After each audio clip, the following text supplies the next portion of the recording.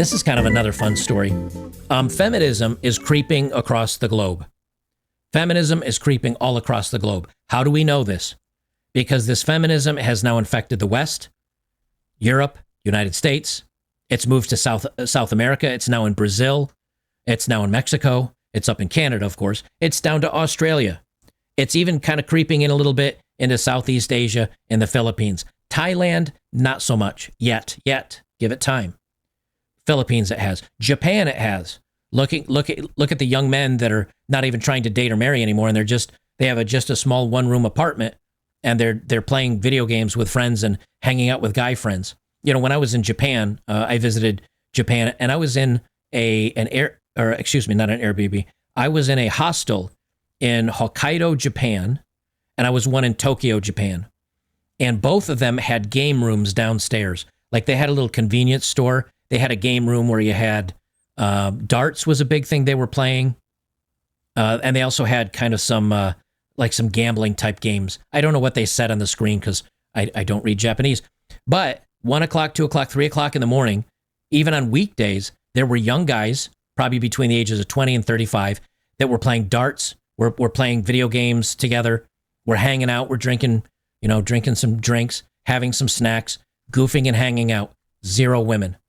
But the room was filled with 20 and 30 men, almost 24 hours a day. Just whenever somebody got off of work, whatever shift they were working, they'd see what other guys were working a similar shift. They'd all hang out. They became friends. Why? Because, again, this feminism has crept almost globally. And now it is in China, ironically. This is from a China Unvarnished, a small YouTube channel that has about 12,000 subscribers. And even though this has 12,000 subscribers, it has 55,000 views on this video, which is quite high. And they say 1,000-person matchmaking event sees 0 men, leaving China's leftover women in an awkward spot. Now, this young lady translates. She kind of repeats the theme a couple times, and so once she starts to repeat it, we're going to jump to the next section of this.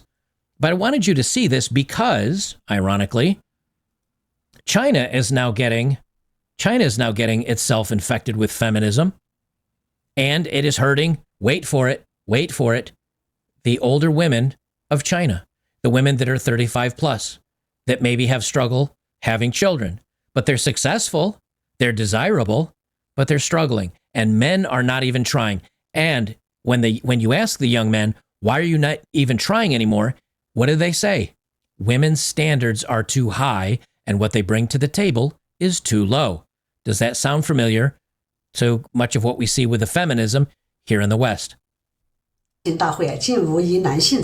Recently, an awkward event took place in Hangzhou.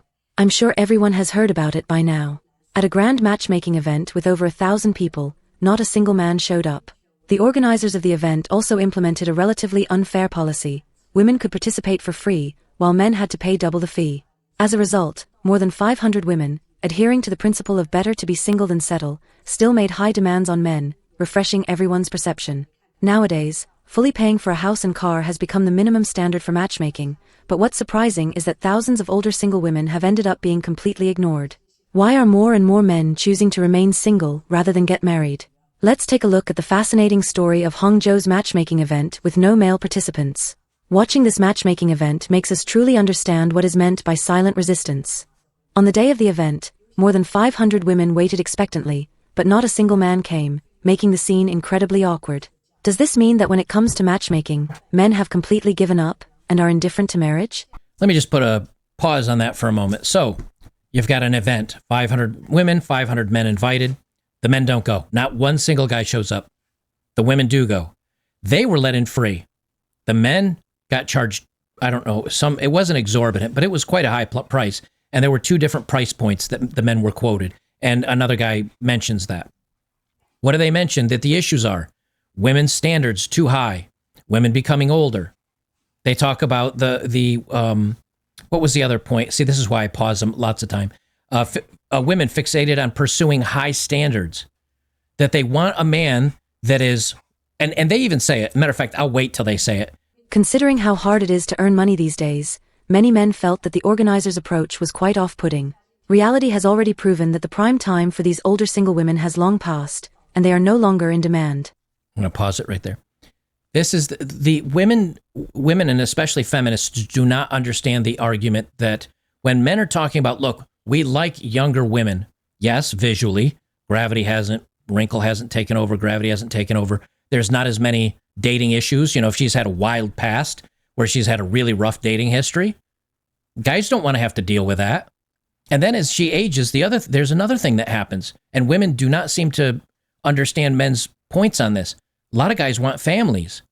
But when a woman is 35, 36, 37, a lot of times you'll hear them say, yeah, but I have a great house that I pay for, and I have a nice car, and I have a great job, and I'm ambitious, and I'm smart, and I'm dedicated. And the guy says, great. No eggs. But when men are like, can you not be fat, and can you be youngish, where you can maybe have a family and not be a boss bitch to me, and so when I come home at work, we're not having an argument over who's in control of the family? Can you just let a man lead, please?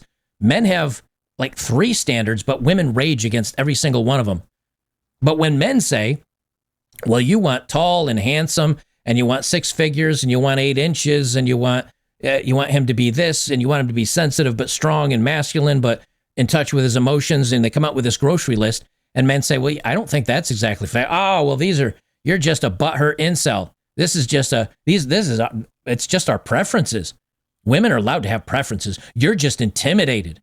You're just weak. You're just a man that doesn't have anything to offer. So it always falls on the men's fault. Young men without financial means simply cannot afford the high costs of matchmaking, while those with decent financial conditions have no need to attend such events, and certainly don't want to face women with overly arrogant attitudes and excessively harsh requirements. At this point, many women are still clinging to the fantasy of finding a tall, rich, and handsome man, only willing to choose men from wealthy families, while they won't even glance at men of more ordinary means. Gee, where have we heard that before, fellas? The mindset of modern young people toward marriage has indeed undergone significant changes. Many men have faced repeated setbacks in the pursuit of love and marriage, feeling crushed under the weight of exorbitant bride prices. Some women have even made overly demanding requests, such as requiring the man to fully purchase a house and a car. Under this kind of pressure, many men have chosen to lie flat and no longer actively seek marriage partners. Even those men with good family backgrounds are now cautious about marriage, and some even demand that women undergo premarital health checks to avoid losing large sums of money, along with the house and car. Gee, how about that? Now men in China are worried about getting married because they have a chance of losing their house and car. Boy, doesn't that sound familiar? That's literally what's happening to so many men over here. They get married, after a couple years, she bounces, and because of laws, she gets to take half. And with a no-fault divorce, of course, she doesn't even have to prove that she did anything wrong or you did anything wrong. And of course, even if they brought back quote-unquote fault divorce, that's a losing game for men as well. Nowadays, the entire matchmaking market has undergone dramatic changes. Men are no longer willing to be suckers, and the deserted atmosphere at offline matchmaking events is a true reflection of this phenomenon. I really feel a bit helpless. Yesterday, a friend of mine invited me to attend a singles event that he organized. They had invited many people in advance, but in the end, very few men showed up, and most of the participants were older single women with decent jobs. Most of the participants were older single women with decent jobs. Hey guys, how high on your radar is, quote, older single women with decent jobs? Now I'm not talking necessarily about me. I mean, when you're an old dude, when you're an older guy, yeah, you're going to be dating older women. You know, 50-year-old guys probably shouldn't expect to have a whole lot of 22-year-olds pounding down their doors. But the point is, they're talking about men and women that are kind of in that range. A 30-year-old guy or 35-year-old guy is thinking, I'm a little later in life for marriage and dating, but I had to earn some money. I had to get a house. I had to prove myself to these women, or else they'd have nothing to do with me. So I had to prove myself. Now I've proven myself, and yes, I'm a little older, but now I do have a selection of many women. And these women are his age or older, and they have good jobs. No one cares. Men do not care. Zero caring. My friend has been in this field for many years and always wants me to participate in his events because they organize similar events every year, whether high-end or low-end, often in cooperation with guilds or companies. But unfortunately, the success rate has never been high. I went to check out the scene. As soon as I arrived, I saw a group of women. They all had a good demeanor, mostly older single women, but there were hardly any men. The few men who did show up were mostly those repeatedly invited by phone. After taking a look, I felt the quality of the event was indeed not high, so I left. As I was leaving, I happened to see two men leaving as well, and I asked them why they were leaving so quickly. I asked them, "There are so many girls here, don't any of them catch your eye?" One of the men replied that they came with a mindset of just giving it a try. For this kind of low-end event, everyone is just going through the motions, knowing the success rate is not high. I continued chatting with them and told them that many of the women on site were actually quite good, with good family backgrounds and jobs. Women have no idea what men want. I don't care if she comes from a rich family. I don't care if she's got a great job. I don't care if she has a high degree. That's what women find valuable, not men. Women find that valuable. There's a whole lot of guys that would rather date a woman that's a cashier at Taco Bell if she's feminine and pretty and sweet and kind, maybe petite, depending on how you like your curves. She's non-argumentative. And she says, hey, if you make decent money and you're willing to take care of the family, I'll stay at home. I'll take care of the kids. Boom. Taco Bell waitress, lawyer. Doesn't matter. Doesn't matter. Because she'll be doing a different role for the family. There's a whole lot of guys that say, well, she's a lawyer. She works 100 hours a week. She's never home. When she comes home, she's grumpy. She's argumentative. Her family's great, but who cares? I never see them. And then she just wants to yell at me. She wants me, because I only work 80 hours a week. She wants me to cook dinner. And then we're arguing about this or arguing about, that's not what men want. Women want success. Women want money. Women want other things. And women keep trying to tell men, well, we value this in you, so you should value this in us. And we say no. And then women get pissed at us because we're not women. That's why they were still unwilling to choose these women. They candidly admitted that it's not that older women are unacceptable. Women with the right values are still worth considering. But they felt that age is not the biggest obstacle. The key is that many men think about future family planning, especially the issue of having children. If a woman is already 34 or 35 years old and still wants to have 2 children, there might be fertility challenges. The main issue is that these older women often have very high expectations of men, from housing, cars, education, height, to family upbringing. Height, family upbringing, housing, cars, education, money, looks. It's the same everywhere you go. Whether it's in China or Australia or Japan or, I don't know, Oklahoma. It's the same everywhere you go. Women want everything. And they think they're bringing everything to the table. But what they're bringing to the table is the same thing as what men are bringing to the table. We don't need that. That's not how it works. These requirements are quite high, and many men don't have enough advantages to meet these conditions. So they hesitate and don't want to choose these older single women who, despite their good conditions, come with such high demands. One of the men also said that many women over 30 are very experienced and capable at work. But because of that, their expectations for men have also increased significantly. They want men not only to have high incomes but also to match them in every aspect. For example, if a woman earns 200,000 or 300,000 yuan a year, she might expect the man to earn at least double that. On top of that, men also need to provide more in terms of material and emotional support. So, men like us really feel we can't afford to marry such women. We feel that the emotional balance in the relationship would be very weak. As a result, they would rather choose someone younger, with lower expectations. They're literally saying the same thing that we say and that Aussie dudes say and almost all guys around the world. I would rather the younger women don't have as high of an expectation. They're more gentle, they're more feminine, they're more agreeable. Yesterday, I had dinner with a 40-year-old single woman. She told me that from now on, she only plans to date guys born in the 1990s. Out of curiosity. A 40-year-old woman who'll only date guys born in the 90s. That means the guy's 34 years of age or younger. So a 40-year-old woman only wants a 34-year-old dude or younger. Some men, even at the age of 50, still complain that she's too old. Some men, who are short, ugly, and poor, complain that she's not good-looking enough. There are also men who brag about making millions a year, but take her to eat ramen on dates. She also mentioned that in today's society, where there are more men than women, any older single man who's left is likely to have some issues. Now, I kind of agree with that. I'm not going to say that a guy that's in his 50s that, is single and has never been married and has no desires. Yeah, he could have some issues. He might have some hangups, no doubts. But when women are demanding so much from men, a lot of times men don't see their, I don't know what the statistics are, what the average ages are, but men really don't start falling into good money until they're in their 40s. I think most guys don't reach, becoming millionaire status until they're in their 50s or very close to it. So when women demand so much from men and guys are like, okay, I'll provide this for you, but it's going to take me a while. And then they get to the 40s and 50s and they say, well, okay, now I have the money you wanted and the experience you wanted and the house and the cars and all the things that you wanted. Now I have all these things because you demanded of me. Now I'm 40 or 45, but I still want kids. So I want somebody that's in her early 30s, late 20s. And this 40-year-old's being told, well, you're too old for me. And she's like, well, yeah, but you got problems too. Well, you're 40. You can't have children anymore. That's probably the main gripe of these guys. And all we're doing is trying to deal with the market the way it is.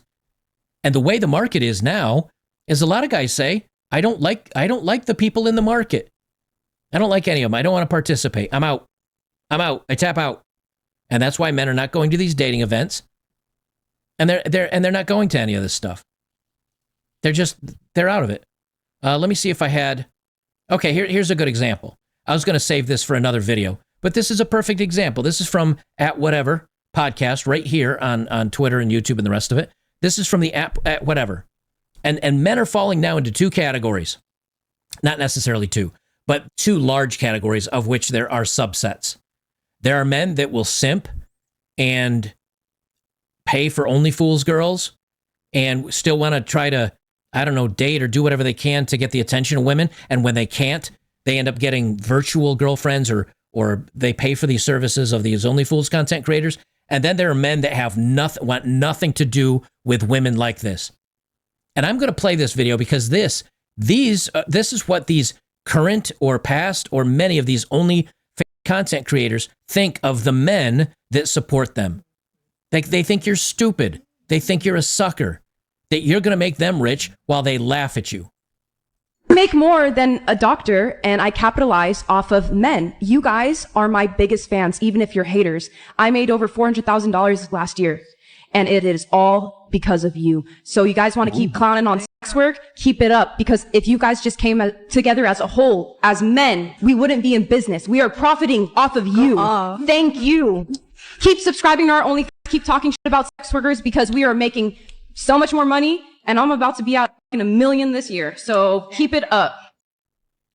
That's what I keep talking about. That is some of the people out there to date. So not only do you have the women that, no man, average man's good enough, they must date up, and they have all these needs, or you turn around and I think it's now 4 or 5 million American women are on OnlyFans.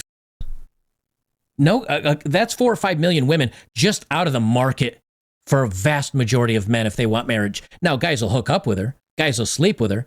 Guys will pay $5 a month to see her starfish on the internet, which I still think guys need to stop it, because you're only making these women rich and they hate you and they will never like you. But that's 4 or 5 million women out of the market. And before you know it, guys are standing around saying, there's nothing left here. So I need to either realign and chase my dreams and do what's best for me, and how am I going to be happy, and how am I going to have a same group of friends, and how am I going to make my world work without women. And then if one falls in my life and she's got a lot going on for her and she finds me attractive and we can sync up, awesome. Maybe I'll give it a go. Maybe I'll look into things. But the days even of 20 years ago of growing up and then saying, oh, what's your life going to look like? It's, well, I'll have a wife, I'll have kids, I'll have the picket fence and the house on the hill, and I'll have all these great things. That's gone.